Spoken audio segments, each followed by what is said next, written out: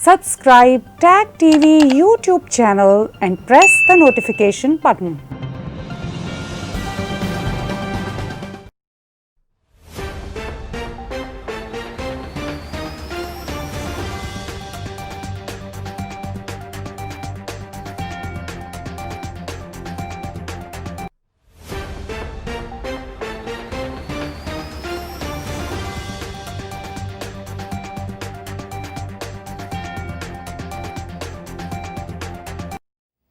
भारत में इस वक्त लव जहाद पर बहुत ही बड़ी डिबेट हो रही है। ना सिर्फ डिबेट हो रही है, बहुत सारी स्टेट्स में कवानीन बन रहे हैं। लव जहाद का जो फ्रेज़ है या जो टर्मिनोलॉजी है, पूरी दुनिया में इंट्रोड्यूस हुई आईसिस के कॉन्टेक्स्ट में, और भारत में तो ये डिकेड से और कुछ कहते हैं सदियों से सिलसिला चल रहा है। लव जहाद के हवाले से हम आज बहुत ही अहम आज के सुपर चैट लाइव में आपके साथ बातचीत करेंगे। आप यहाँ स्क्रीन पे देख रहे हैं एक शॉट। एक अखबार में ये बताया गया कि एक आदमी को वहाँ पे Muslim man booked under new love jihad law in UP. और ये कितनी बड़ी रियलिटी है, इस पे तो मैं आज बातचीत करूंगा ही, मगर इससे पहले मैं एक वीडियो आपके साथ शेयर करना चाहता हूं। एक हमारी हिंदू बच्ची अपनी कथा बताती है कि उसके साथ क्या हुआ। देखिए इस वीडियो क्लिप को। हेलो, मैं एक हिंदू लड़की हूँ। मेरा नाम नेहा खत्री है। मैं state MP Madhya Pradesh city Gwalior की रहने वाली लड़की हूँ। मैं इस टाइम सुरनकोट में खड़ी हूँ, सुरनकोट सिटी में, और मैं बहुत परेशान हूँ। अपनी मदद के लिए मैं भीख मांग रही हूँ कि कोई है जो मेरी मदद करे। मैं जयपुर काम करने गई थी इवेंट का। वहाँ पे मुझे एक लड़का मिला। उसने अपनी आइडेंटिटी छुपाकर मुझे हिंदू अपना नाम बताकर अपने प्यार के झांसे में फंसाया। मेरे साथ गलत काम किया, मेरे साथ रहा। उसने मेरे को शादी करी, बाद में मुझे अपने घर लाया। वो उसका असली नाम है शौकत अली खान। उसके बाप का नाम है मुमताज़ अली खान। उसकी माँ का नाम है जान बेगम खान। उसकी बहन का नाम है जरीना। उसकी जीजा का नाम है मोटा। उसकी भांजी का नाम है नौशीन, और दूसरी भांजी का नाम है जायदा। और भी इसके फैमिली मेम्बर है, जिसने मुझे 6 महीने पहले झूठ बोल के मुझे अपना धर्म चेंज करवा के हिंदू से मुझे मुस्लिम बनाया, मुझसे शादी करी, मेरे से पैसा लूटा, और 6 महीने से मुझे अपने घर में गांव में रख के मुझे टॉर्चर कर रहा है। अपनी फैमिली मेम्बर से पिटवा रहा है। कल मेरे पति शौकत अली खान ने अपनी बहन जरीना से, जीजा मोटा से, भांजी नौशीन, जायदा, पूरे फैमिली मेम्बर, बाप मुमताज़ अली खान से पिटवाया और जान से मारने की कोशिश करी। जान से मार के इन लोगों ने मुझे घर से भगा दिया, और अब ये लोग बोलते हैं तू यहाँ से निकल जा। और मैं यहाँ पे सुरनकोट में खड़ी हूँ, यहाँ तक कि पुलिस भी मेरी मदद नहीं करी। देखिए मेरा जिस्म, इन लोगों ने मेरे जिस्म में कितने घाव दिए।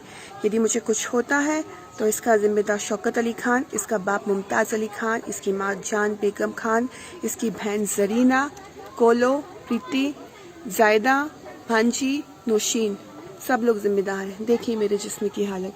देखिए इन लोगों ने कल मेरा गला काटने की कोशिश करी। देखिए, ये देखिए, कुल्हाड़ी से इन लोगों ने मेरा गला काटने की कोशिश करी। देखिए मेरे हाथ पे निशान, ये देखिए, ये देखिए, ये देखिए, और मेरे जिस्म पे इतने निशान है कि मैं आपको बता भी नहीं सकती। प्लीज़ कोई है जो मेरी मदद करे। इस वीडियो को ज़्यादा से ज़्यादा वायरल करो कि मुझे इंसाफ मिले, पुलिस मेरी मदद करे। Please help. सोशल मीडिया पे वायरल होने वाला ये वीडियो आपने देखा, बहुत ही दिल लर्जा देने वाली हकीकत है। मेरे साथ इस वक्त वीडियो लिंक पर दिल्ली से जनाब फ़िरोज़ बख्त अहमद साहब मौजूद हैं, जो मुस्लिम कम्युनिटी में भारत में एक बहुत अहम किरदार अदा कर रहे हैं और बहुत बड़ी लेगेसी है। मौलाना अबुल कलाम आज़ाद के ग्रैंडसन हैं। मैं इनको वेलकम करता हूँ अपने इस शो में। फ़िरोज़ भाई, ये वीडियो आप ही ने मुझे भेजा और ये वैसे भी सोशल मीडिया पे वायरल है। हकीकत क्या है? देखिए, जो आज का आपका टॉपिक है द टॉपिक इज लव जिहाद। जी। ख्याल से ये बिल्कुल दो मुख्तलिफ अल्फाज हैं, they are totally opposite to each other. कहाँ लव और कहाँ जिहाद। जिहाद की वो मीनिंग जो लव जिहाद के साथ निकाली जाती है। ये देखिए, love is a beautiful word, it's a lovely word, ठीक है।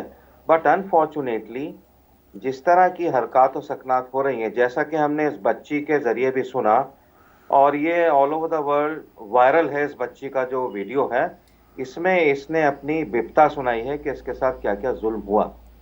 तो यही वजह है कि इतना खूबसूरत लफ्ज जो है लव, उसके साथ जिहाद जुड़ गया।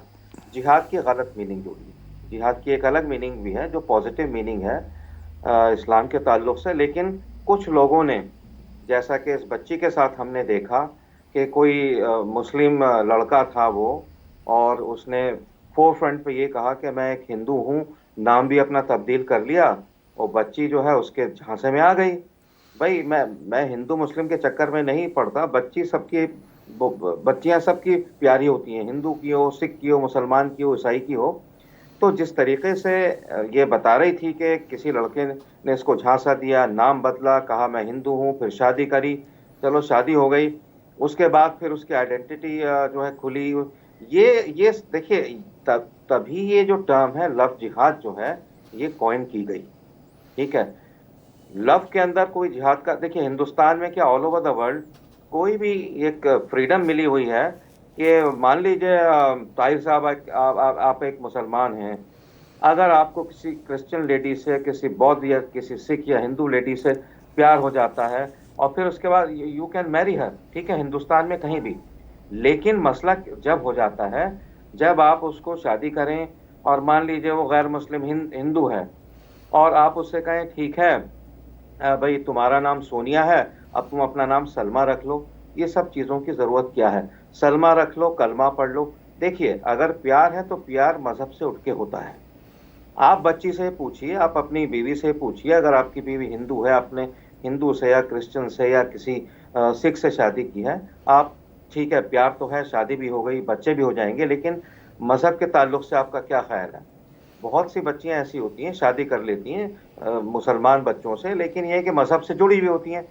वो मसला ये जो कानून बना है यूपी में, आप क्लिप दिखा रहे थे ताहिर साहब शुरू जी। में, ये कानून इसी वजह से बना है कि कुछ लोगों ने, कुछ भटके हुए मुस्लिम लोगों ने, नौजवानों ने, एक तो ठीक है चलिए कोई नहीं, आपने शादी कर लिया, आपने नाम बदल के भी शादी कर ली, तब भी कोई मसला नहीं है। लेकिन जब आप उसको अपने घर में लाते हैं, अरे भाई सारी उम्र उसने 20, 22, 25 साल अब एक हिंदू घराने से आई है, वहाँ का जो सिस्टम है, खाने पीने का, ओढ़ने बिछोने का सिस्टम है, वहाँ पर पूजा पाठ का सिस्टम है, उस सिस्टम से आई है। अगर आप आके वो शादी करके करने का मतलब ही नहीं उसको कन्वर्ट कर लें। Main problem is conversion. और इस्लाम में भी ये बात कही गई है, ला इकराहा फिद्दीन, यानी दीन के मामले में कोई जबरदस्ती नहीं होनी चाहिए। आप शादी करें, कर लीजिए, कोई बात नहीं है, हो जाता है, ठीक है। जैसे गालिब का एक शेर है ना कि गालिब ने बड़े खूबसूरती से इस चीज को रखा है कि भाई इश्क पर जोर नहीं है, ये वो आतिश गालिब। और अंग्रेजी में भी एक क्लीशे है, उसमें कहा जाता है everything is fair in love and war. तो वॉर और लव के अंदर सारी चीज फेयर होती है, लेकिन आप इसको अनफेयर जब बनाते हैं, जब आप किसी गैर मुस्लिम बच्ची को घर लाएं, अगर वो वेजिटेरियन है उससे कहिए कि आप गोश्त खाओ, उससे कहिए आप चिकन अंडे खाओ, वो नहीं खाती, ये चीज बिल्कुल गलत है। ये एक दो नहीं, काफी केसेस में ऐसा हुआ, तभी ये कानून लाना पड़ा। और देखिए, मैं इस तरह के कानून को ठीक नहीं समझता, लेकिन इसको ठीक समझना पड़ेगा जब इस तरह की बातें होंगी, जैसे इस बच्ची ने अपनी जो है बहुत ही एक दर्दनाक कहानी सुनाई। तो ये कानून तो आना था, ठीक है, और ये कानून आया, मैं समझता हूँ ठीक आया है। और ये इस कानून का हिंदू मुसलमान से कोई लेना नहीं, it has nothing to do with religion, this has everything to do with forceful conversion. वो सारा उसमें लिखा हुआ है, अगर जी। आप शादी कर, कोई कोई प्रॉब्लम नहीं है, लेकिन आप फोर्सफुली कन्वर्ट करेंगे, आप उसको अपनी तहजीब में, अपने मजहब में लाएंगे, उसकी मंशा के खिलाफ, तब ये आपके ऊपर लागू होगा, आपको जेल होगी, 10 साल की जेल होगी, और अच्छा खासा भारी जुर्माना भी आपको भरना पड़ेगा। डिपेंडिंग कि किस तरह का जो है वो उसमें कोर्ट में केस लगा हुआ है। देखिए फिरोज़ भाई, आपने कहा कि ये एक केस नहीं है, बहुत सारे केसेस हैं और आप भी मुस्लिम बैकग्राउंड से हैं, मैं भी मुस्लिम बैकग्राउंड में से हूँ। हम दोनों को बखूबी अंदाज़ा है कि बदकिस्मती से हमारे यहाँ एक वन वे ट्रैफिक का चलन है। मैंने एक मेरे दोस्त हैं, उन्होंने मुझे कोई 25 साल पहले कहा, यहाँ कनाडा में जब मैं नया नया आया था, तो उन्होंने कहा कि मैंने एक हिंदू लड़की से शादी किया, वो इतनी अच्छी है कि वो हमारा आपस में लव था और वो कन्वर्ट हो गई। तो मैंने कहा अगर लव था तो तुम क्यों नहीं कन्वर्ट हुए? फिर ये वन वे ट्रैफिक क्यों होता है? ये भारत में भी ये सवाल तो उठता है, आप बिल्कुल इसको उठता है। कैसे देखते हैं? देखिए ऐसा है कि अगर उन्होंने ये कहा कि कन्वर्ट हो गई, अगर वो अपनी मर्जी से कन्वर्ट हुई है, ठीक है, तो उसने सारी चीज़ों को, इस्लाम को समझ के, कुरान को समझ के, हदीस को समझ के, जो मुस्लिम समाज है, जो मुस्लिम मुआशरा है, उसको समझ के उसने किया, तो कोई बात नहीं। लेकिन आपकी भी बात जायज़ है, तो भाई आप कन्वर्ट क्यों नहीं हुए? चलो आप कन्वर्ट नहीं होना चाहते, उसको आपने कन्वर्ट क्यों किया? अगर अगर उसका नाम प्रियंका है, ठीक है, तो आपने उसका नाम प्रियंका से बदल के गुलनाज क्यों रखा? तो ये आपकी बात समझ में आती है। तो मेरा तो ख्याल ये है कि अगर आपने शादी कर ली, बहुत अच्छी है, आपका ख्याल रखती है, सब कुछ है, तो मैं समझता हूँ कि कन्वर्जन जो हुआ होगा, इसमें मुझे लगता है कहीं ना कहीं फोर्स जरूर होगी, फोर्सफुल कन्वर्जन होगा। सारे कन्वर्जन फोर्सफुल नहीं होते हैं, कई ऐसे भी होते हैं जो अपनी मन मर्जी से जो है जो गैर मुस्लिम बच्चियां हैं वो इस्लाम पर दावत ले आती हैं, कलमा पढ़ लेती हैं। लेकिन ज्यादातर केसेस में होता यह है ताहिर साहब कि कन्वर्जन फोर्सफुल होता है। और अगर ये देखिए, वो कहते हैं ना कि वो जो लव मैरिज होती है वो 4 दिन की चांदनी फिर अंधेरी रात, तो इस तरह की जो मैरिजेस होती हैं unfortunately they are on rocks. मैंने कई कई केसेस मुझे ऐसे भी लोगों ने सुनाए कि दिल्ली में कोई कॉलेज, मतलब कोई कॉलेज है, उसमें मतलब ज़्यादातर मुस्लिम बच्चे जाते हैं, तो वहाँ पे कुछ लोगों ने ये बीड़ा उठा रखा है कि अगर वहाँ ज़्यादा मुस्लिम लड़के हैं तो वहाँ बच्चियाँ जो हिंदू जाती हैं पढ़ने, उनकी शादी मुस्लिम बच्चों से कराई जाए।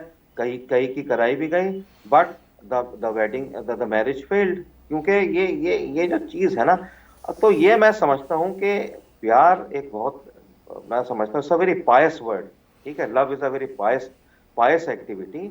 और इसके अंदर ये सब चीज़ों के लाने से, जब इस तरह की चीज़ें आप लाएंगे हिंदू बच्चियों को, और फिर एक जो मुझे ऐसा भी लगता है जैसे एक मोपला अनरेस्ट हुआ था वहाँ पे आपका केरला में, और वहाँ पे भी काफ़ी जुल्म ज्यादती की गई थी। ये 1920 की बात है, 1920 से 23 तक की बात है। और वहाँ पे अंग्रेजों से लड़ने के लिए जो मोपला थे, मोपला केरल के मुसलमान हुआ करते थे, तो ये समझते थे कि जो गैर मुस्लिम है अंग्रेजों का साथ दे रहे हैं, तो उन्होंने उनके साथ भी काफ़ी ज्यादती की, उनकी खवातीन के साथ भी बहुत ज़्यादा, जो ज्यादतियाँ कहीं भी किताब में लिखी जा सकती हैं वो ज्यादतियाँ उन खवातीन के साथ की गई मोपला अपराइजिंग के अंदर। और तो वहाँ केरला में एक सिलसिला, एक मिजाज ऐसा बन गया कि भाई ठीक है, यहाँ पे हम गैर मुस्लिम बच्चियों से शादी करें, बहुत से मुस्लिम बच्चे पैदा करें, अपनी पॉपुलेशन को बढ़ाएं। ये एक बड़ी मज़हका खेज और बहुत ही, मैं समझता हूँ कि इस तरीके से आप गालिब आना चाहते हैं गैर मुस्लिम लोगों के ऊपर, ये तो मुझे कोई तरीका समझ में नहीं आया। तो तभी जो है लफ्ज जिहाद इससे जुड़ गया। और आपने बात की थी ताहिर साहब शुरू में जी आइसिस की, जी आइसिस से भी इसको जोड़ा जाता है। ये आई थिंक इस्लाम इतना खूबसूरत मजहब हुआ करता था, मैं बताऊं आपको कि 13वीं सदी तक तो मुसलमान इतने आगे बढ़ गए थे दुनिया में, उन्होंने नकली चांद बना लिया था। सिर्फ एक इसकी वजह थी, because they were actually following the path of prophet Muhammad, peace be upon him. और उसके बाद जो उन्होंने इस रास्ते से हटना शुरू किया, तो मैं समझता हूँ कि जो सबसे अच्छी कौम थी, उस कौम को इन्होंने खुद इस तरह की बातें करके, इस तरह की हरकत में मुलव्विस होकर के, the entire community is now under scanner. बड़ी शर्म आती है। एयरपोर्ट में मैं बताऊं आपको कब की बात है, 2004 में मैं यूएसए गया था, यूएसए से नहीं, कनाडा गया था, कनाडा से यूएसए आया। तो वहाँ बफलो है एक स्टेशन जो बीच में पड़ता है, जी तो जी वहाँ तलाशी ली गई। तो इतनी बुरी तरह मेरी तलाशी ली गई सिर्फ इसलिए कि मैं मुसलमान था। बासूरत मैंने कोई जो वहाँ ऑफिसर्स थे दे वर ऑन ड्यूटी, मैंने कहा भाई you should do your duty. कुछ मिला नहीं उन्हें। मैं एक लेक्चर देना था मुझे मॉडर्नाइजिंग मदरसास पे, उस पे उनकी थोड़ी आंखें उठी, तो मैंने कहा I am going for this activity which has nothing to do with radicalism और वट एवर। खैर वो मुतमईन हो गए। लेकिन ये 2004 में भी मतलब अंडर स्कैनर था मुस्लिम। क्यों था? क्योंकि हम इस तरह की हरकतें करते हैं जिसकी वजह से अब कहीं बम फोड़ दिए, कहीं कुछ कर दिया, तो इस्लाम का हम लोगों ने खुद ही सत्यानाश कर रखा है। आपने कहा कि हमने खुद ही अपना सत्यानाश कर रखा है और अपने मज़हब का भी सत्यानाश कर रखा है। हम लव जहाद पे आज फोकस कर रहे हैं फिरोज़ भाई। जैसा कि आपने कहा कि लव एक खूबसूरत शब्द भी है और एक खूबसूरत जर्नी भी है, लेकिन उसमें जब शर्तें लगती हैं, एक तो वो है कि जो फोर्सफुली कन्वर्ट करते हैं, दूसरा वो है कि जो चलिए अपनी मर्ज़ी से कोई कन्वर्ट हो जाए, वहाँ पर भी ये सवाल उठता है कि आप नहीं हो रहे, दूसरी तरफ से क्यों हो रहे हैं। तीसरा मसला जो अभी मैंने टोरंटो में देखा, और यहाँ पे ये हम एक केस नहीं है, मैं कई केसेस देख रहा हूँ, कनाडा में भी, अमेरिका में भी और यूरोप में तो बेतहाशा केसेस हैं। मिसाल के तौर पर पिछले साल ही मेरे एक पाकिस्तानी मिलने वाले, मैं दोस्त तो नहीं कह सकता, ना कहूँगा, मिलने वाले की बेटी को प्यार हो गया एक हिंदू लड़के से। अब वो दोनों बच्चे यहाँ पे थे। अब बाप ने इनकार कर दिया कि मैं हिंदू से तो शादी नहीं करूँगा, तो बेटी ने शर्त लगाई अपने बॉयफ्रेंड के साथ कि तुम प्लीज़ कन्वर्ट हो जाओ इस्लाम में। अच्छा, ये अपरेंटली तो सारे का सारा इसमें, हालांकि लड़का था हिंदू, लड़की भी नहीं थी। इस सारे खेल में आप ये देखिए कि कोई जबर तो हमें नज़र नहीं आता अपरेंटली, मगर हम शर्तें इम्पोज करते हैं। मैंने उसके बाप से कहा, वो मुझे मिला कहीं, मैंने कहा वो लड़के का बाप भी तो ये ख्वाहिश कर सकता था कि तुम्हारी बेटी कन्वर्ट हो जाए, लेकिन उसने तो कोई ख्वाहिश का इज़हार नहीं किया। उसके बाप ने कहा कि हम जो हैं हमें वो रहने दें, आप जो हैं आप वो रहें, बच्चों का आपस में प्यार है, इनको ज़िंदगी का सफ़र चलाने दें। लेकिन आप नहीं माने, आपने कहा कि जब तक वो लड़का कन्वर्ट नहीं होगा मैं शादी नहीं करूंगा। तो ये रवैया सिर्फ हमें कनाडा, अमेरिका, जो मॉडर्न सोसाइटीज़ हैं, हमारी सोसाइटी का नज़र आता है, हमारे डायस्पोरा मुस्लिम समाज का नज़र आता है। भारत में भी ये केसेस हज़ारों हैं। आप इसको कैसे देखते हैं? जी ताहिर साहब, आपने जो एक यहाँ तमसील दी है, एक एग्जाम्पल दिया है, बिल्कुल सही है। देखिए, असल में religion, I do not know why this word religion is cached so much in India, Pakistan and certain other Muslim countries.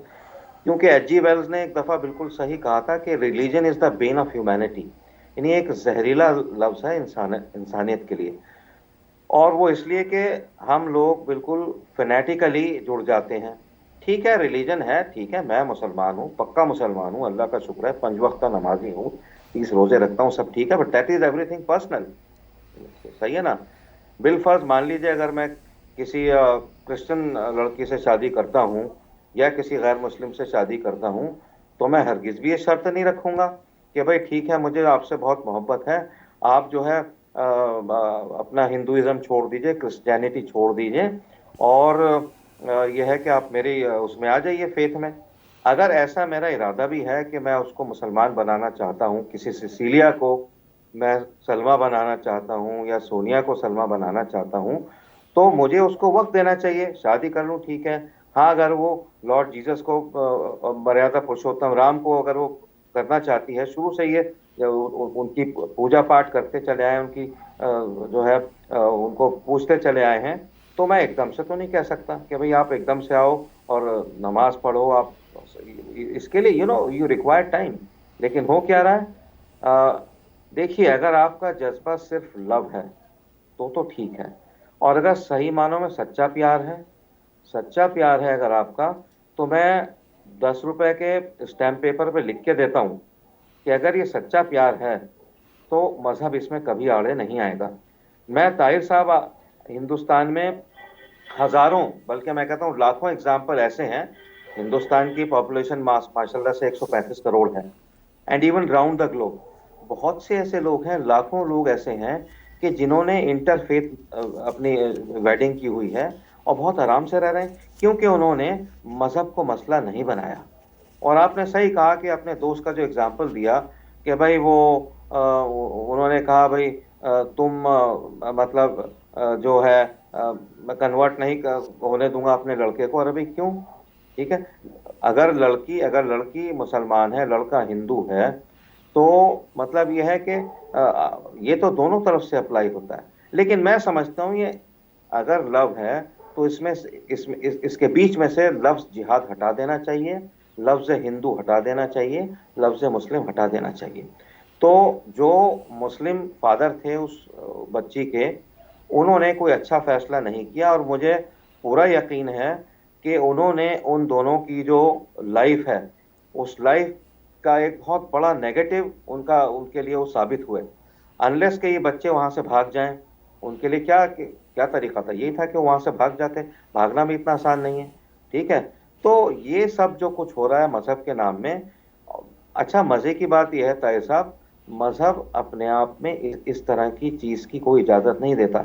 इस्लाम में बहुत से, इस्लाम को लोग बड़ा क्रिटिसाइज करते हैं, गैर मुस्लिम लोग बड़ा क्रिटिसाइज करते हैं। वो 24 आयतों की बात करते हैं, 2009 एज वॉर वर्सेस, वो सारा लेकर के इस्लाम का एक समझिए कि मतलब Islam has been sinned more than against sinning, यानी लेकिन इसकी वजह हम लोग ही हैं। हम इस्लाम को सही तरीके से, चाहे लव जिहाद हो कुछ भी हो, इसको सही तरीके से हम ना तो अपने किरदार के जरिए दिखा पाए, और ना ही हम उसको सही तरीके से एक फेथ के तौर पे दिखा पाए। आप ये देखिए, मैं एक छोटा सा एग्जांपल देता हूँ। मैं एक दफा ट्रेन में जा रहा था इंडिया में, कहीं पैंट शर्ट पहने हुए था, रात का वक्त हो गया, तो मैंने वो जो सलवार सूट होता है ना, इसको आप अवामी सूट बोलते हैं, वो इंडिया में भी पहने जाते हैं, तो मैंने वो चेंज करके पहन लिया। अब वो अवामी सूट का कहीं ना कहीं एक ये है ना कि भाई ये पाकिस्तान से आया है। जब वो मैंने पहना तो लोगों ने मतलब तिरछी नजरों से मुझे देखा, कहा कुछ नहीं किसी ने, लेकिन यह है कि एक उन्होंने सोचा है तो मुसलमान है, ये सूट पहने। कहीं ना कहीं there is always a question mark whenever you see a Muslim. हालांकि ऐसा नहीं होना चाहिए, लेकिन ऐसा क्यों होता है? क्योंकि हम लोगों ने अपना किरदार, देखिए क्या है, हिंदू मुसलमान कुछ नहीं है। आप कितना ही सामने गैर मुस्लिम को कहो, कुरान में ये लिखा हुआ है, कुरान में लिखा है कि एक मासूम, एक बेगुनाह शख्स की जान लेने का मतलब है पूरी इंसानियत, पूरी दुनिया को कत्ल कर देना। अरे वो ही नहीं देखेगा सब कि हदीस में क्या लिखा है, कुरान में क्या लिखा है, ठीक है, या हिंदू के लिए भी गीता में क्या लिखा है, ठीक है, किसी बाइबल में क्या लिखा है क्रिश्चियन के लिए, वो ही देखेगा अगर ये क्रिश्चियन है कैसा है, उठने बैठने में कैसा है, बातचीत में कैसा है, मामलात में कैसा है, लेन देन में कैसा है, दैट मैटर्स अ लॉट। हम अगर अपने मजहब को आगे बढ़ाना चाहते हैं तो वो फोर्सफुल कन्वर्जन से नहीं होगा भाईजान। वो अगर होगा तो वो अच्छे आदात व अतवार से, अच्छे नर्म गोशी से हम हर एक के साथ पेश आए। हम बातचीत करते हैं। मैंने टेलीविजन की बहसों पे देखा है इंडिया में भी, इवन अब्रॉड, कि जो कुछ द सो कॉल्ड उलेमा आते हैं, द सो कॉल्ड इंटेलेक्चुअल्स आते हैं, उनकी बहस होती है, वो इस तरीके से बात करते हैं, उनका लहजा ऐसा होता है कि जैसे वो सोचते हैं कि हमने जो है 1800 साल हिंदुस्तान पे हुक्मरानी की है, यहाँ के हम बादशाह रहे, बाहर से आके बादशाह बन गए, और अभी भी हम आज बादशाह हैं। वो इस हकीकत को तस्लीम नहीं करते। इसमें मैं लव जिहाद को भी डालता हूँ जी बीच जी। में। आज की सच्चाई हिंदुस्तान में बीजेपी है। आज की हकीकत पीएम नरेंद्र मोदी हैं। और आज का जो जो जो जो कंट्रोल है पूरे हिंदुस्तान की सरकार पे आरएसएस का है। और आरएसएस एक अच्छी ऑर्गेनाइजेशन है, जैसे जमात इस्लामी अच्छा काम करती है उसी तरह से आरएसएस अच्छा काम कर रही है।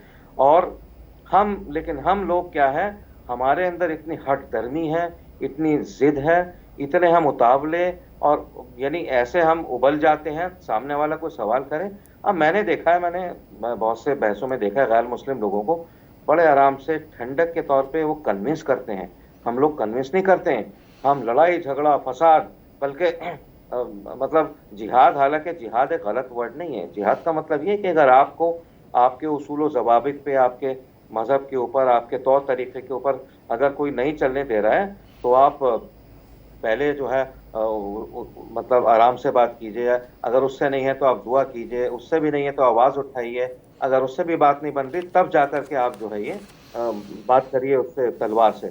लेकिन ये सब चीज़ें बिल्कुल फजूल हो जाती हैं जब हम ये देखते हैं कि इस तरह की हरकतें हैं। जैसी बच्ची शुरू में बता रही थी कि भाई क्या नाम था, कोई खत्री थी, शायद नेहा खत्री थी। इसी तरह का वाकया एक वहाँ बल्लभगढ़ में हुआ, हरियाणा में, और उस बच्ची का मुझे नाम याद नहीं आ रहा है। तो उसके साथ भी एक तौफीक नाम का लड़का था। उस लड़के ने क्या किया, उसको मतलब कहा तुम कन्वर्ट हो, हम तुमसे मोहब्बत करते हैं, और उसका नाम तोमर था, शायद तोमर थी वो बच्ची, और अगर तुम कन्वर्ट नहीं होगी तो हम शादी नहीं कर सकते। अब जाहिर सी बात है, आप एक किसको कैसे फोर्स कर सकते हैं। बच्ची ने मना किया होगा कि भाई थोड़ा वक्त तो दो। उसने उसको पॉइंट ब्लैंक ही शॉट हर डेड। राइट। ये तरह की हरकत होगी ताहिर साहब, तो ये कानून आएगा और आना चाहिए। आपने कहा ये कानून आएगा, आना चाहिए। आपने बहुत सारी बातें की, मैं उन पर थोड़ा थोड़ा साथ कमेंट्री भी करूँगा। देखिए फिरोज़ भाई, जो जिहाद लफ्ज़ है वो उस ज़माने में होता था जब सोवरेन स्टेट्स नहीं हुआ करती थी, जब ट्राइब्स अपने डिसीजन खुद करते थे। आज के 21वीं सदी में हम सोवरेन स्टेट्स के ज़माने में रहते हैं, तो जिहाद अपने हाथ में लेना ना अब किसी इदारे का काम है और ना ही ऑर्गेनाइजेशन का काम है। आपने थोड़ा सा आरएसएस के हवाले से जमात इस्लामी के साथ कंपेयर करूँगा। मैं बहुत ही ड्यू रिस्पेक्ट के साथ कहूँगा कि आरएसएस तो सेवा का, इंटेलेक्चुअल डिस्कोर्स का काम करते हैं। बदकिस्मती से जमात इस्लामी हमने पाकिस्तान में देखा, वो तो फाशिस्ट ऑर्गेनाइजेशन है। हो सकता है भारत में उनका एस्पेक्ट कोई बेहतर हो, लेकिन बांग्लादेश में देख लीजिए कितना बुरा उनका एस्पेक्ट है। ठीक है, अच्छा, लेकिन मैं मूविंग ऑन, आपने कहा ये कानून बहुत इंपॉर्टेंट है, इसको आना चाहिए था। इस कानून के अब कुछ रियासतों ने, कुछ स्टेट्स में ये कवानीन इस पर बनना शुरू हो गए हैं। अभी बुक भी किया है, कन्विक्शन भी एक तरह से हो रही है एक नौजवान की। भारत का जो पॉलिटिकल समाज है, ऑफ कोर्स आपने ये भी बात की कि आज की हकीकत ये है कि बीजेपी ही आज की हकीकत है। आज की हकीकत ये है कि आरएसएस उनके साथ हैं। आज की हकीकत, मैं ये समझता हूँ कि भारत की मेजॉरिटी को ये रियलाइजेशन हो गई कि अब हम बुली नहीं होंगे। फ्रैंकली ये मैं मानना होगा बात को। वो आपने पीछे बड़ी अच्छी बात की कि अभी तक ये माइंड सेट है जो टेलीविज़न पे हमारे उलमा आते हैं भारत के, वो यही इम्प्रेशन देते हैं कि जैसे वो औरंगज़ेब ही हैं। हालांकि औरंगज़ेब भी कोई पॉजिटिव कैरेक्टर नहीं है किसी तरह से भी। तो इनका जो रवैया है ये चेंज होगा। मैं बहुत सारी बातें अब इस हवाले से पूछना चाहता हूँ। मुस्लिम समाज कैसे रिएक्ट कर रहा है और क्या इसको समझता है जैसे आप समझते हैं कि ये अच्छा हुआ है, ये कानून आना चाहिए था? जो ओवरऑल मुस्लिम समाज वाकई ऐसा समझता है जैसा आप समझते हैं? देखिए, हकीकत जो है, सच्चाई है, कड़वी है। ठीक है, मैं ओवरऑल तो नहीं कहूँगा। ज़्यादातर जो मुस्लिम समाज है वो तो ये समझता है कि ये लव जिहाद का जो कानून है बड़ी ज़्यादती है, मुसलमानों के ख़िलाफ़ है। क्योंकि जो भी बात होती है वो सीधा जो मुस्लिम तबका है, ज़्यादातर मुस्लिम तबका, सारे की बात नहीं कर रहा हूँ मैं, वो यही कहता है कि हर चीज़ एंटी मुस्लिम है। 370 35 से कश्मीर में हटा, एंटी मुस्लिम है। ट्रिपल तलाक का एक बहुत अच्छा कानून लेके आई मोदी सरकार, ये एंटी मुस्लिम है। मंदिर मस्जिद का जो शाखसाना था, जो हर वक्त की जो यलगार थी, वो ख़त्म कर दी मोदी सरकार ने, तो ये एंटी मुस्लिम है। एक इनका आप ये समझ लीजिए कि एक माइंडसेट, जो आप कह रहे थे बिल्कुल सही, ये माइंडसेट बना हुआ है कि ये सरकार जो करती है एंटी मुस्लिम है। लेकिन एक बात मैं बता दूं यहाँ, इस सरकार ने 6 साल जिस तरह से राज किया है, that is 10 times better than जो कांग्रेस ने 70 साल में अपने मुसलमानों के साथ किया। कांग्रेस ने क्या किया 70 साल में गोरा साहब मुसलमानों के साथ? कांग्रेस ने मुसलमानों को वोट बैंक की तरह इस्तेमाल किया, और मुसलमान ने भी कांग्रेस को ऐसे वोट दिया कि अरे जैसे कुरान शरीफ में लिखा है कि ए मुसलमानों, कांग्रेस को वोट दे दो, मुलायम को, मायावती को, और वो कलकत्ता में जो है उनको वोट दे दो, जो चीफ मिनिस्टर है वहाँ की ममता। और इस तरह से कांग्रेस को वोट दिया कि जैसे मतलब अल्लाह मियाँ ने क्या रखा है कि मुसलमानों कांग्रेस को वोट दो। ठीक है, दे दिया। अरे लोग 10 साल 20 साल ट्राई करते हैं। आपने आजमाए हुए को 70 साल ट्राई किया और अभी भी आप समझने को तैयार नहीं है। देखिए, मेरा कोई लेना देना नहीं है, मैं किसी का ब्रीफ लेकर नहीं चल रहा हूँ ताहिर साहब। I am not a member either BJP, RSS और संघ परिवार। लेकिन मैंने स्टडी किया है, कांग्रेस को भी खूब स्टडी किया है मैंने, थर्ड फ्रंट को भी स्टडी किया है, और मैंने जिसको राइट विंग कहते हैं बीजेपी एंड कंपनी, आरएसएस को भी स्टडी किया है। सबको स्टडी करके, मैं गलत हो सकता हूँ, ठीक है, बहुत से लोग मुझसे सवाल पूछ सकते हैं, स्टडी करके मैंने अपना जो जो असेसमेंट है मैंने यही लगाया है कि this government is the best government. मुझे कुछ लेना देना नहीं है, अल्लाह का शुक्र है, अल्लाह का दिया सब है मेरे पास। लेकिन ये अच्छे लोग हैं, अच्छी सरकार है, समझे हुए लोग हैं। और जो ये कहते हैं एंटी मुस्लिम है, मैं समझता हूँ कि मुसलमानों के लिए पिछले 6 साल में इनसे बेहतर कोई नहीं है। कांग्रेस ने तो मुसलमानों के हाथ में भीख का प्याला दे दिया, ठीक है।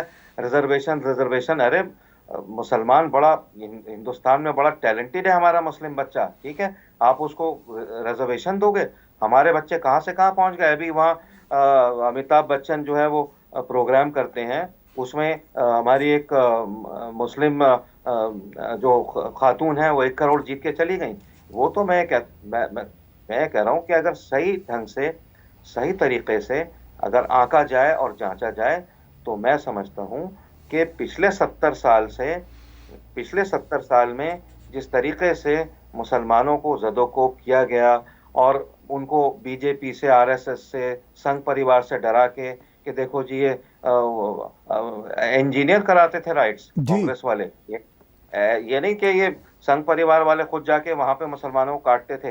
ये कांग्रेस पावर में रहने के लिए they used to engineer these so called communal riots and then they used to be in power. अब वक्त लगा, 50-60 साल लगे, लेकिन अच्छा मुसलमानों ने भी समझ लिया कि भाई ये जो है कांग्रेस जो है हमारी खैरख्वाह नहीं है, ठीक है। अब ये देखते हैं कितना वक्त लगता है कि मुसलमान ये समझते हैं कि बीजेपी हमारी खैरख्वाह है और आरएसएस हमारी दुश्मन नहीं है, जो कि आरएसएस किसी की भी दुश्मन नहीं है। बिल्कुल ठीक कह रहे हैं आरएसएस एक, देखिए आरएसएस मोमिन है, जैसे हम मोमिन हैं। आप ताहिर साहब आप मोमिन हैं, जी। अपनी लाइन के मोमिन। आप जर्नलिज्म कर रहे हैं, आप वहाँ कनाडा में बैठ के सारी दुनिया में मुसलमानों को, हिंदुओं को समझा रहे हैं कि सही सोच क्या है। How can we live peacefully on this planet and how can we make this planet a wonderful one। तो ये काम आप कर रहे हैं, ठीक है।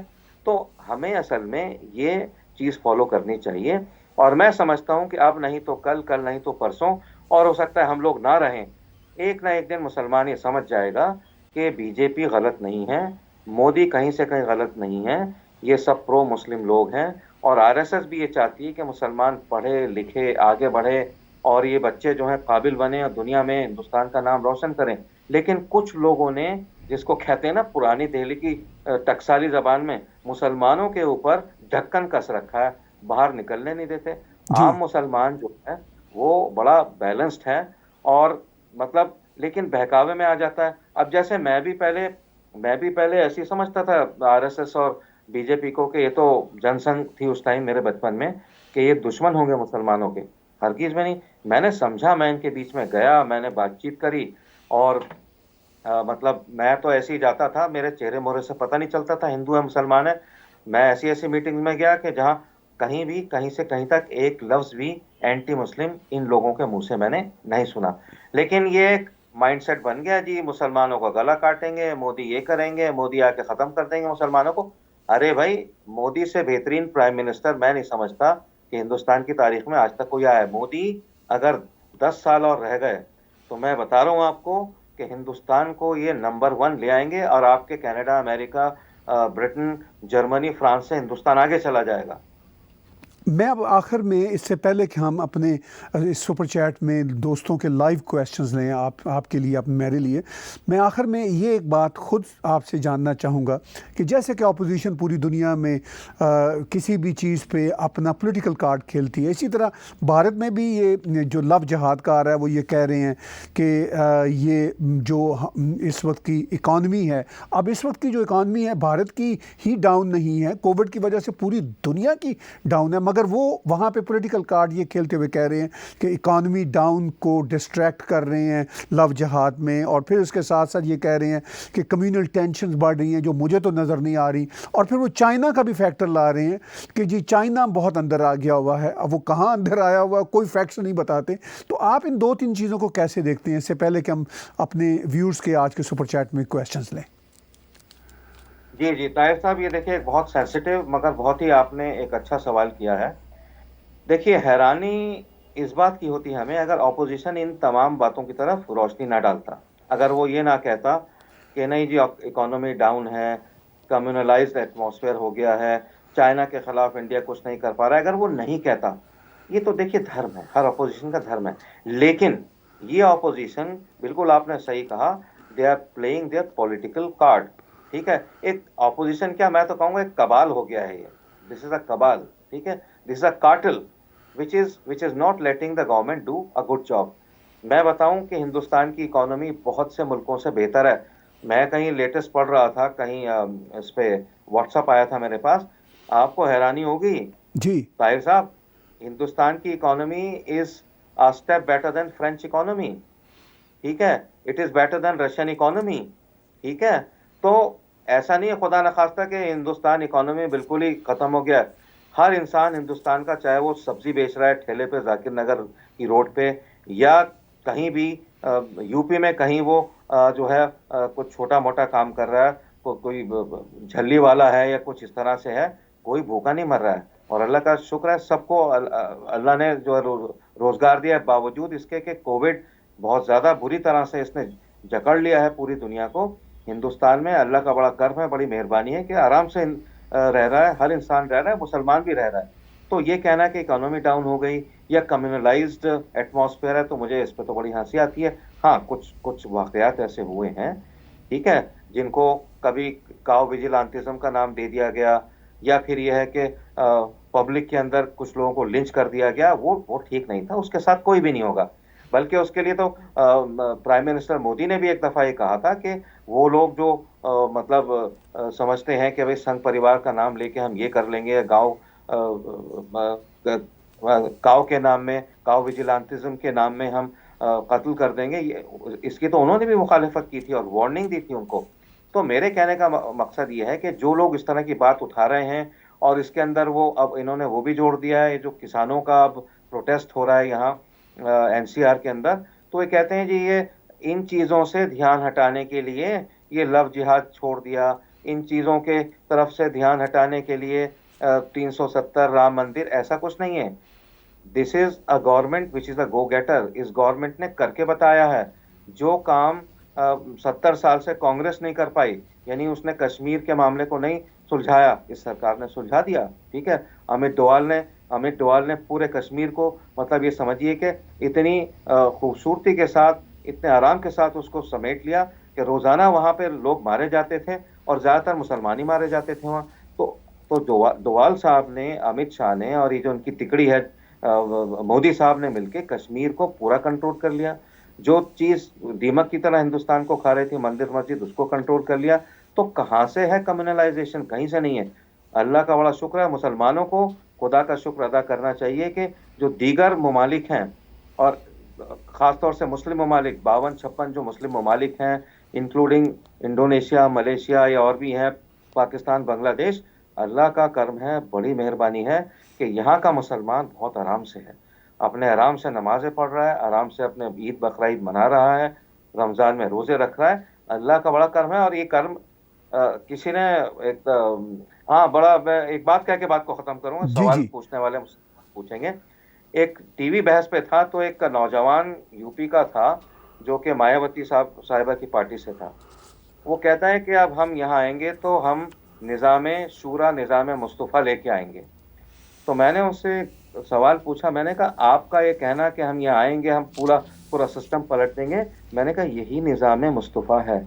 आप, अगर आप ये बात रूस में कहते, या चीन में कहते, सऊदी अरब में कहते, पाकिस्तान में तो कह ही नहीं सकते थे, तो आपको ऐसी जेल में सड़ा दिया जाता कि पता नहीं आप कब बाहर आते।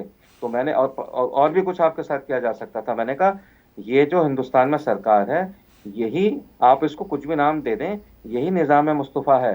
हर हर आदमी को यहाँ जो है इंसाफ मिल रहा है, और हर हर आदमी यहाँ आराम से रह रहा है। तो ये सारी चीजें हैं। और ये सब कहना कि जी यहाँ से ध्यान भटकाने के लिए लव जिहाद छोड़ दिया है अपने फिजा में और मार्केट में, सब बेकार की चीजें हैं।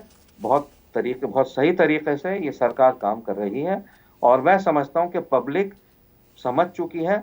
और कम से कम मेरा ख्याल है 40-50% मुसलमान भी इस सरकार के साथ हैं, एक्सेप्ट दोस्त के जो, मतलब जिनके पास तुर्की से, अरबिक नेशन से, चाइना से या आईएसआई पाकिस्तान से फंड आता है। उसके अलावा मैं समझता हूँ सारे मुसलमान मोदी जी के साथ हैं, और वो बीजेपी की सरकार के साथ हैं, और वो आरएसएस के मुखालिफ भी नहीं है। क्योंकि देखिए, करने से, सामने वाले के एक्शन से सब समझ में आ जाता है। आपने बड़ी अच्छी बात की फ़िरोज़ भाई। आपने कहा कि जो भारत का डेमोक्रेटिक स्ट्रक्चर है, यही निज़ाम मुस्तफ़ा है। ये बात वाकई समझने वाली है, क्योंकि पाकिस्तान जिसमें निज़ाम मुस्तफ़ा की और रियासत मदीना की बात होती है, वहाँ तो कोई आवाज़ नहीं उठा सकता। चीन में 1 मिलियन से ज़्यादा मुसलमान इस वक्त कंसंट्रेशन कैंप में हैं। तुर्की में आपके सामने मुसलमानों के साथ ही किस तरह वो ट्रायल चल रहे हैं कू के। तो ये सूरत हाल है। हमारे सुपर चैट में व्यूज़ आप बातचीत सुन रहे हैं फ़िरोज़ बख्त अहमद भाई की, बहुत ही खरी खरी बिला तकल्लुफ़ ढंग में और सच्ची बातें कर रहे हैं। आपके क्वेश्चन हमें आना शुरू हो चुके हैं, आप हमें कंट्रीब्यूट भी कर रहे हैं, और आप हमारे tagtv.info के पेज पर, यानी वेबसाइट के पेज पे जाके डोनेट का क्लिक करें, तो वहाँ पे आप क्रेडिट कार्ड के ज़रिए 24/7 कंट्रीब्यूट कर सकते हैं। paypal.me/tagtv international पर आप हमें कंट्रीब्यूट कर सकते हैं, ताकि आपका नैरेटिव का जो परिवार है वो आगे हम बढ़ा सकें। क्वेश्चन हम लेना शुरू कर रहे हैं। पहला question tech and health tips वालों का है कि what do you think it's wrong to protect the women from this evil minded people, now the Yogi ji make the law, why these lefties people who oppose for this law, your view on it. जी बताइए, ये question आप तक पहुंचा फ़िरोज़ भाई, आप कैसे इसको देखते हैं? मेरे ख्याल से बहुत सही क्वेश्चन है, और जो आज का टॉपिक है आपका लव जिहाद का, उससे जुड़ा हुआ है। जी देखिए, मैं तारीफ करना चाहूँगा योगी सरकार की, और आगे भी जो सरकारें इस कानून को लेके आएंगी, लव जिहाद कानून को। हालांकि लव जिहाद is not a very good term, फिर कहूँगा इस बात को, आई जी रीइटरेट दिस, लेकिन बावजूद इसके कहूँगा कि जब गैर मुस्लिम बच्चियों के साथ ज़बरदस्ती की जाती है, उनको कन्वर्ट किया जाता है उनकी मर्जी के की मुखालिफत में और उनके अगेंस्ट, तो ये कानून बहुत ज़रूरी था, और ये कानून सही वक्त पे सही तरीके से आया है।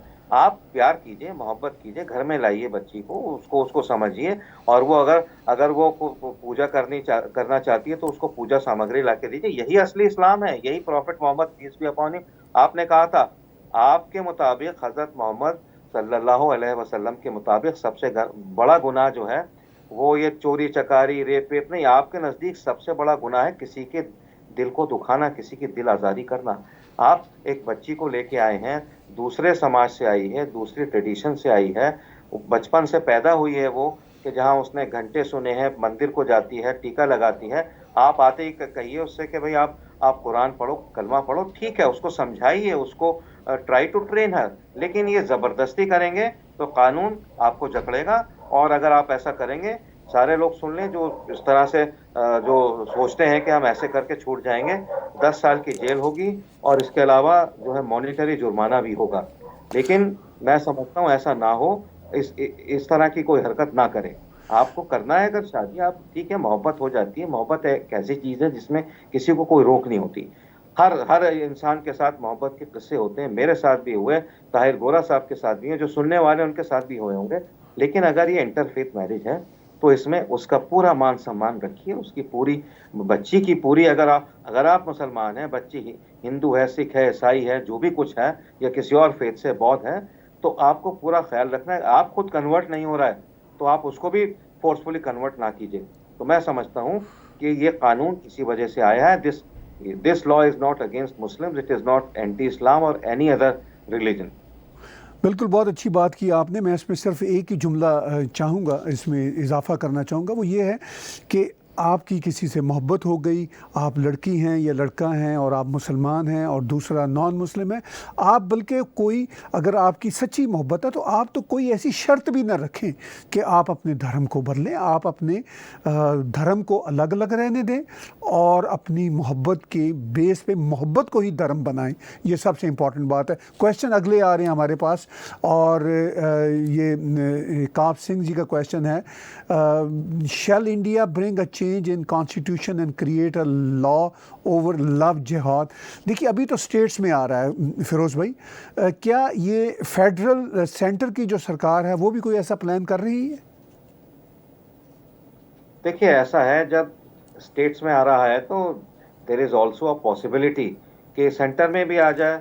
मैं तो देखिए इस चीज़ के हक में हूँ कि एक यूनिफॉर्म सिविल कोड लाया जाए।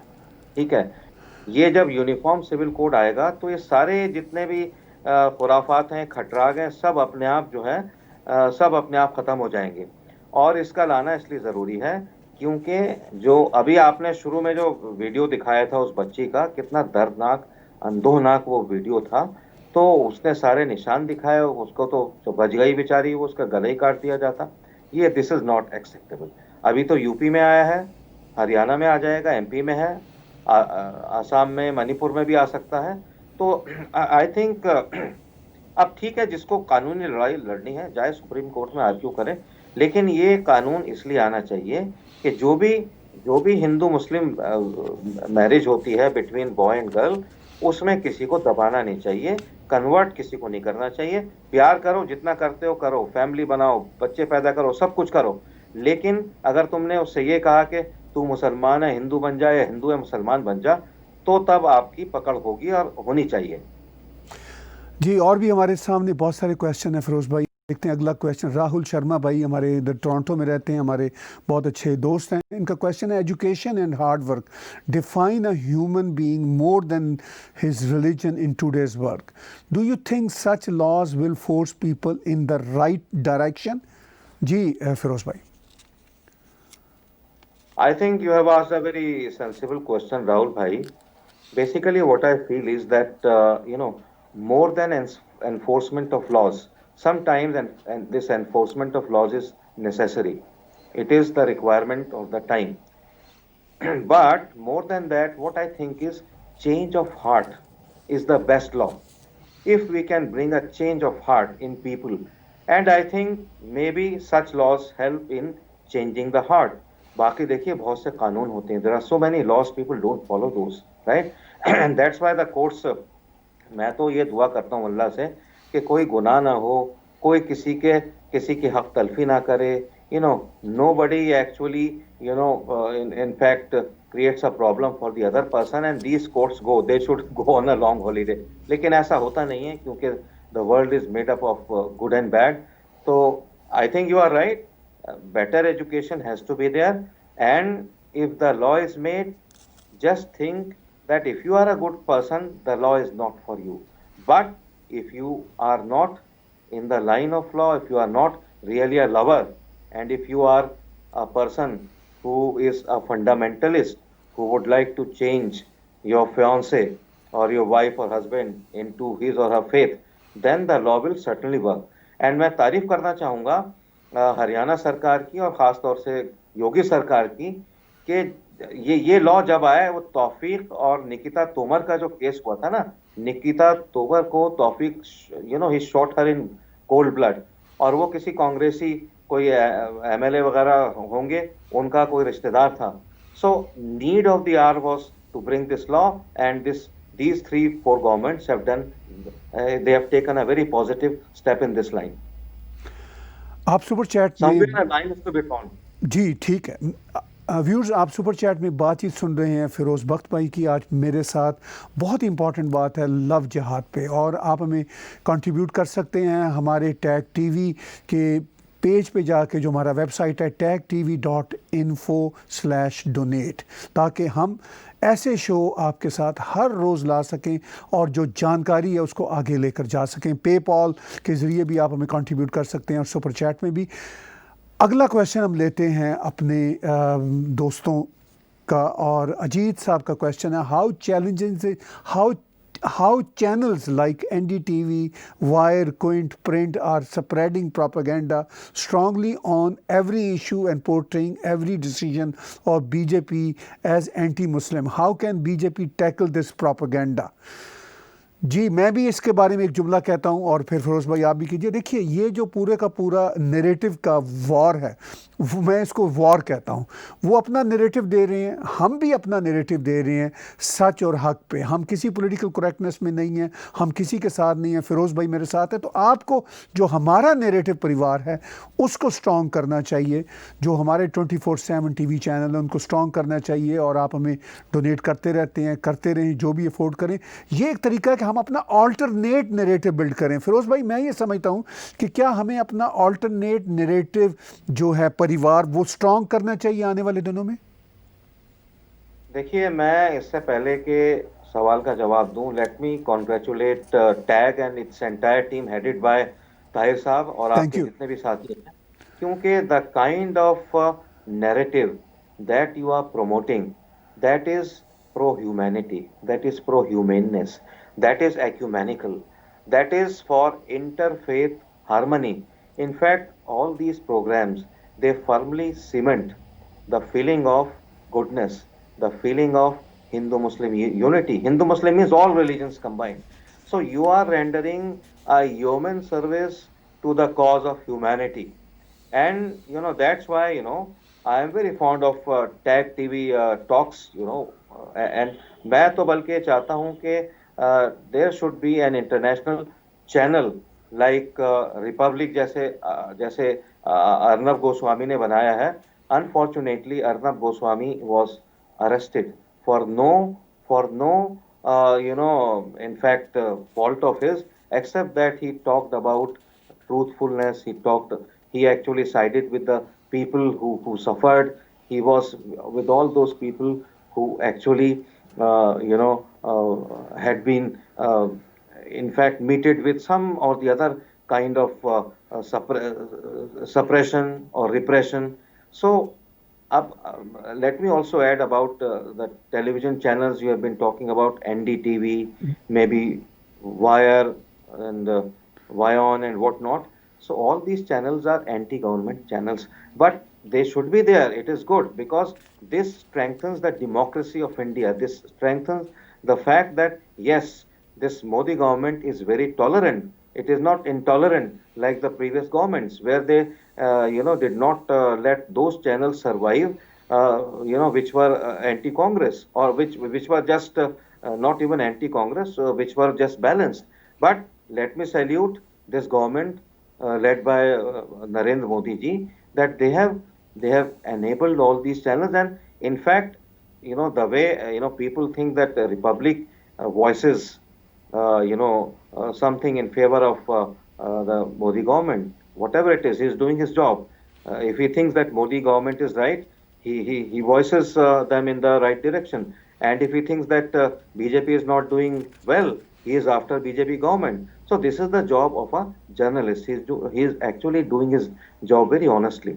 तो ये जो चैनल्स हैं जिनके आपने नाम लिए, specially NDTV, basically anti government channels हैं. और आपने बड़े मजे की मैं बात करता हूं आपसे कि सिंह साहब, जब कांग्रेस की सरकारें थी, you must have noted NDTV channel, it was all pro government, right? It's fine. So let the channels do their job. Let them, I mean, this is what the, in fact, the truth about each and every, channel, that it should convey whatever it thinks, whether it is pro-government or it is anti-government. तो उसकी आप बिल्कुल फिक्र ना करें, इन channels को चलने दीजिए. बल्कि मैं सोचता हूँ इन चैनल्स का चलना अच्छा है, क्योंकि एक बैलेंस रहता है इनसे, यानी वन वे ट्रैफिक नहीं होता वो. जी, बहुत अच्छा आपने जवाब दिया. सबको अपनी बात करने का हक होना चाहिए और हमारा ये फ़र्ज़ है कि हमारा जो नैरेटिव है हम उसको आगे लेकर चलें. वो अपना काम करें, हम अपना काम करें. सच्चाई लोग खुद ही डिफरेंशिएट कर लेंगे. अगले 2-3 क्वेश्चन लास्ट में लेते हैं ताकि हम प्रोग्राम को करें कंक्लूड. जतेंद्रा शर्मा जी का क्वेश्चन है, फिरोज़ भाई, I am present situation where you keep AIMIM and their future in Indian politics. हाँ, अच्छा सवाल है. देखिए, ये ओवैसी साहब की जो पार्टी है AMIM, जिसको मजलिस बोलते हैं, basically this is a regional party. They are trying to spread their wings regionally into UP, into Bihar, into Maharashtra, other states also. They also tried in Delhi, but they could not, get any candidate to fight. तो AMIM जो है, all India मजलिस इत्तेहादुल मुस्लिमीन, तो भाई इत्तेहादुल मुस्लिमीन क्यों है ये इत्तेहादुल मुस्लिमीन की जगह अगर इत्तेहादुल ये मतलब एक सबके लिए इत्तेहाद होता, इंसानियत का इत्तेहादुल इंसानियत भी हो सकता है, तो खैर चलिए मुस्लिमीन. लेकिन इत्तेहादुल हिंद होता नाम इसका, समथिंग लाइक दैट. हाँ, मैं कह रहा हूँ ना, इत्तेहादुल इंसानियत, इत्तेहादुल हिंद होता तो ज़्यादा अच्छा रहता. खैर चलिए, कोई बात नहीं, आपको पूरा हक है अपने, क्योंकि हिंदुस्तान ऐसा मुल्क है कि हर एक को आज़ादी है, चाहे मुस्लिमीन हो, चाहे सिख हो, चाहे ईसाई हो, हर कोई अपनी पार्टी बना सकता है, वो अलग बात है, मैं सोचता हूँ। लेकिन ऐसा है, इन्होंने आधी ईंट की अपनी एक अलग मस्जिद बना रखी है। और ये क्या करते हैं, ये basically he aggravates, he incites, and his incendiary speeches actually provoke Muslims. और उससे क्या है, एक गलत किस्म का जो नैरेटिव है मुसलमानों के ताल्लुक से, अच्छा इनका कुछ नहीं है, he is a big leader, till the time he is living he thinks that I am Maulana Azad of today's Muslims. Muslims will vote me. His seat is safe and sound. He gets security. His family gets security. लेकिन वही बात एक आम मुसलमान जाके अगर public में कहेगा, जो ओवैसी साहब कहते हैं, तो सामने वाला कहेगा, अरे ये तो देखो, ये जय हिंद नहीं कहते, ये वंदे मातरम नहीं कहते, तो ऐसे लोग हैं, तो एंटी इंडिया लोग हैं। तो मैं समझता हूँ they are not rendering good service to the cause of not only Muslims, to the cause of Indians and to the cause of entire humanity. तो लेकिन काफी मुसलमान अब इनको समझ गए हैं और ये एक्सपोज हो रहे हैं। AIMIM वाले जो लोग हैं, ओवैसी एंड कंपनी, जो उनके भाई भी हैं, क्योंकि ये बातें इस तरह की करते हैं कि 15 मिनट के लिए पुलिस हटा लो तो सारे हिंदुओं को हम काट डालेंगे। Is this the way to talk for a public speaker? ठीक है, वो कहते हैं ओवैसी साहब, मेरे गले पे छुरी भी रख दोगे तो मैं जय हिंद नहीं बोलूंगा। ये क्या नैरेटिव है? और इसी वजह से कुछ लोगों ने ऐसा भी कहना शुरू कर दिया, जो कि सच नहीं है, कि he strengthens the arms of BJP. ये मतलब non Muslim vote is actually united because of him, ऐसा कुछ नहीं है। लेकिन ठीक है, मैं समझता हूँ ओवैसी ने अपनी एक कॉन्स्टिट्यूएंसी क्रिएट की है, अगर वो सही तरीके से क्रिएट करें। He is a lawyer, he says that I am a learned man, I know law. लेकिन काफी चीजें जो मैं देखता हूँ, ऑब्जर्व करता हूँ, तो मुझे कई बार हैरानी होती है कि इन्होंने लॉ अपना कौन सी यूनिवर्सिटी से पढ़ा है। कहते तो है मैं बारेट लॉ हूँ, अगर इन्होंने अपना लॉ इंग्लिस्तान से पढ़ा है, इंग्लैंड से, तो I wish he had learned his law from the इंस ऑफ इंडियन लॉ। अगर इंडियन यूनिवर्सिटी से लॉ पढ़ते तो शायद और बेहतर बात करते।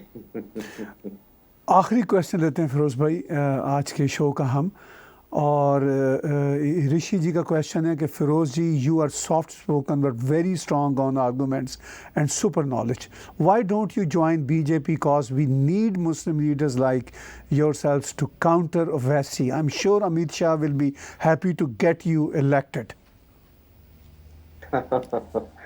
That's very interesting. I thank you for that. But let me tell you that I am very much a non-political person, right? And Maulana Azad actually was my grandfather's younger brother. Maulana Abu Nasra Ghulam Yasin के छोटे भाई थे मौलाना, 5 बहन भाई थे। तो मौलाना अक्सर ये कहा करते थे, ताहिर साहब, कि politics is a dirty game, अक्सर ये कहते थे।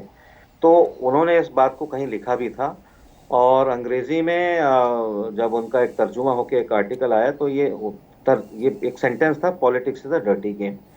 तो मैं सोचता हूं कि बहुत सी चीज़ें मैं भी देखता हूं, लेकिन आपने जो एक अपनी ख्वाहिश जाहिर की है, वो आपका हुक्म सराखों पे, मैं उसका पूरा मतलब मैं अगर बीजेपी में नहीं भी हूं मेरे भाई, लेकिन मैं बीजेपी को फुली इसलिए सपोर्ट करता हूं कि I think that BJP is going in the right direction, and if BJP gets another 10 years, then India will become the विश्व गुरु।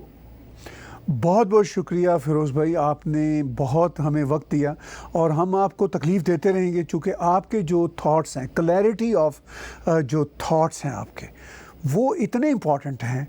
वो हमारे जो मुस्लिम समाज के बहन भाई भी हैं भारत में और अक्रॉस द वर्ल्ड, वो भी अप्रिशिएट करना चाहिए उनको, और जो हमारे जो हिंदू बहन भाई हैं, जो हम जिनसे, मैं तो कहता हूँ, मैं अपने आप को कहता हूँ मैं Hindu born in Muslim faith, चूँकि ये है असल में इंटरफेथ, अगर कोई है तो ये है। हमें ये रियलिटी है, अपनी धरती के साथ जुड़ना, अपनी सिविलाइजेशन के साथ जुड़ना है, तो वो बहुत इम्पॉर्टेंट है। मैं आपका आखिर में एक बार फिर शुक्रिया अदा करता हूँ। और ताहिर भाई, एक बात कह के मैं इजाजत लूंगा। आपने एक बड़ा अच्छा एक फ्रेज कहा है कि अपनी धरती से जुड़ना। इस्लाम में भी ये कहा गया है कि आधा ईमान होता है अपनी धरती की वफादारी करना, यानी ये अब उसको क्या कहते हैं हम, हुब्बुल वतनी निस्फुल ईमान। जी, और बाकी आधा ये ईमान सफाई का है। पहले है, जी। और बाकी सारी चीज़ें बाद में आती हैं। मैं ये कहता हूँ कि आधा ईमान हुब्बुल वतनी का है, आधा ईमान सफाई का है, तो पूरा ईमान हो गया ना फिर तो, अगर हमने इन दोनों पे अमल कर लिया तो। बिल्कुल बिल्कुल सही है, बिल्कुल सही है, बिल्कुल सही। और जो खिदमत आप अंजाम दे रहे हैं, मैं आपको ये मशवरा देता हूँ, जैसे मुझे मेरे भाई ने एक मशवरा अभी दिया था, जी। कि आप अपना एक इंटरनेशनल चैनल शुरू कीजिए। अल्लाह आपके बाजुओं को मजबूत करे। और मैं जितने भी लोग सुन रहे हैं, मैं ये कहना चाहूँगा आपसे कि you strengthen the arms of tag TV in what ever way possible with in inverted commas. आप मतलब लग जाइए इनके साथ, क्योंकि ये इंसानियत का काम कर रहे हैं, दुनिया को एक बेहतर प्लेनेट बनाने का काम कर रहे हैं, ताहिर गोरा और उनकी पूरी टीम। बहुत तो बहुत इनके शुक्रिया, आर्म्स आप मजबूत करिए। बहुत शुक्रिया। हमने इंटरनेशनल न्यूज़ चैनल के नाम से एक अलग से शुरू कर दिया है और वो आगे परिवार बढ़ेगा। मैं फिरोज़ भाई और अपने व्यूअर्स सबको ये कहता हूँ कि ये सब कुछ आप सबका नैरेटिव परिवार है और हमें इसको आगे लेके जाना है। बहुत शुक्रिया एक बार फिर व्यूअर्स। आप बातचीत सुन रहे थे फिरोज़ अहमद बख्त भाई की और के सुपर चैट में। आज के सुपर चैट को आपने जिस तरह कंट्रीब्यूट किया, आपने क्वेश्चंस भेजे, हम बहुत शुक्रगुजार हैं। अब आप हमें डोनेट कर सकते हैं हमारे वेबसाइट के पेज पे जाके tagtv.info, और वहाँ पे डोनेट का आइकॉन है, उसको आप दबाइए, डोनेट कीजिए। इसी तरह आप हमें डोनेट पेपॉल के राही और इस सुपर चैट के राही भी कर सकते हैं, मगर हम आपको इनकरेज करते हैं कि आप हमें डायरेक्ट tagtv.info पे जाके डोनेट कीजिए। सबसे आसान तरीका है, आप दुनिया में कहीं रहते हैं अपने क्रेडिट कार्ड से, whatever you feel you can contribute to us. आज का सुपर चैट मेरे साथ और फिरोज़ बख्त अहमद भाई के साथ देखने और सुनने का बहुत शुक्रिया। Subscribe Tag TV YouTube channel and press the notification button.